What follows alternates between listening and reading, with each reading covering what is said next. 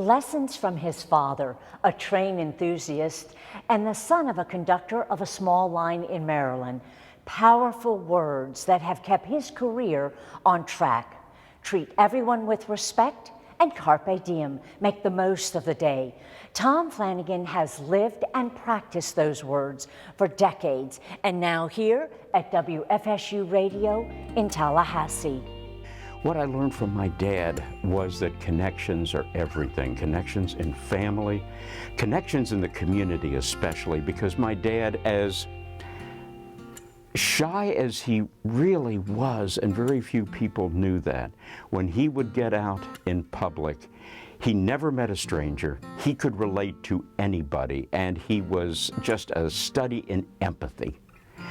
And I stood in the background watching that for years and years, and I think that's the one thing that I was able to tap into, especially when I got this job, because everything I do really counts on being able to connect with people, find out where they're coming from, and then be able to translate that to a wider audience. And so I really thank my dad for that. Coming up on Perspectives from WFSU Public Media, we will use the Zoom platform, and we will be connecting. Trying to get people to listen to one another right now is probably the toughest job that anybody could have, and I certainly don't consider it my prime function in the world. But if we can all pull back from our established, lockdown positions that we are so much in love with, because it's a big part of who we are. We consider ourselves to be conservative or liberal, Democrat, Republican, Gator, Seminole. But where can we find some things that, oh, I didn't know that you liked sushi. I like sushi too. What's your favorite kind? I mean, there, we've got a connection. We can build from that and maybe find some other commonalities that bring us a little bit closer together, and we can forget some of the things that divide us. I love the stories of what I call good people doing good things, because there are lessons to be learned from that that I think are much more important than the big lead story news of the day that at the time seems like, oh, that's a major get. I got to talk to the governor on some big issue. In 6 months, no one will really care. But the story of the little boy who took all of his resources and did something really worthwhile to change somebody's life, that's something we can all wrap our heads around, I think. I came to Tallahassee not intending to stay, coming from a broadcast market down in the 314 tier of Cumberland, Maryland. Teeny tiny town in the western part of the state, to big old Tallahassee, the capital city of Florida, which back in the day was not all that big. There were barely 120,000 people here when I moved. And I thought, okay, I'll stay here a couple years, then off to an Orlando, an Atlanta, maybe a Chicago. You know, everyone aspires to a New York City or a major market. I love the fact that Tallahassee, Florida is one of the few communities that I'm aware of where you can go grocery shopping on a Sunday midday and see 20 or 30 people you know. My hometown of 6,000 people back in Maryland, I can't do that. Even if I'd lived there all my life, I would still be seeing all kinds of new people, maybe one or two I knew.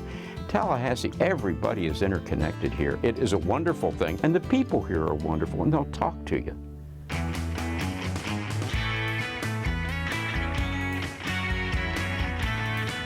I was in high school when the Beatles hit, and it seemed like so much fun. And I also noticed that young ladies screamed. If you're a high school kid, that makes a big impression. And I wanted to play guitar so bad, but my best friend beat me to the punch. His mom got him a guitar, and we had two other friends who had guitars. The only thing left was drums, so I got a set of drums. And this was around age 13, I guess.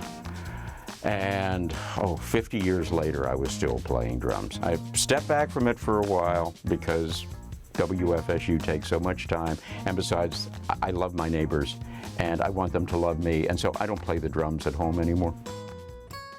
But I do play guitar, and I taught myself how to play bass and a little bit of keyboard. What's your next career? You've done the band, you've done radio. What are you going to do? Oh, I would love to be a conductor of a train. My grandfather was the conductor on a small rail line in Western Maryland, a passenger train conductor. And my dad was one of his 9 children. My father inherited from him the love of trains, and so when I was growing up as a child, I fell in love with it. And ever since then, I have been a real train buff. And back in Maryland, in my hometown, there will soon be the largest steam locomotive east of the Mississippi that has been lovingly restored, and it will be pulling trains back up the mountains again. Except instead of coal, it will be happy passengers, and I can't wait to go back and see that in operation. And maybe, if I'm a real good boy, they'll let me run it. What is special about Tallahassee? There is a vibrancy, even in the midst of a pandemic or an economic downturn or any of the other woes that can befall us as a society. There still are people who talk to each other, who help each other, and interact on a level that, again, I think is really rare. You don't see it much outside of this community. And the other thing is, we now are getting more of a diversity. We certainly have to tap more into bringing fully our neighbors of color into this town in a more participatory way than we have before. I think we have to make more of an effort, everybody in town, of making sure that everyone has a chance to be part of wherever it is we're heading next. That's going to be our challenge. And knowing this community as I do, I think that is a challenge that we can meet. We can pull that off. This is Tom Flanigan along with Pam Forrester. Thanks for joining us for Tallahassee Inspired.